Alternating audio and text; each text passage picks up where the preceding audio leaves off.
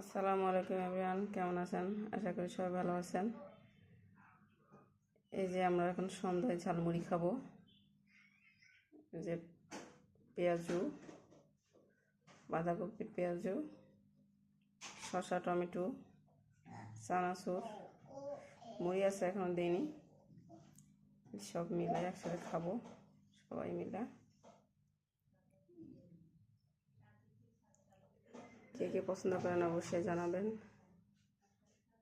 সন্ধ্যায় ঠান্ডার মধ্যে এগুলি খেতে অনেক ভালো লাগে। এই যে আমরা সবাই খাবো। কে কে সন্ধ্যায় এগুলি খেতে পছন্দ করেন অবশ্যই জানাবেন। এই যে আমরা সবাই মিলে এখন এটা রেডি করবো, যে মাখায়া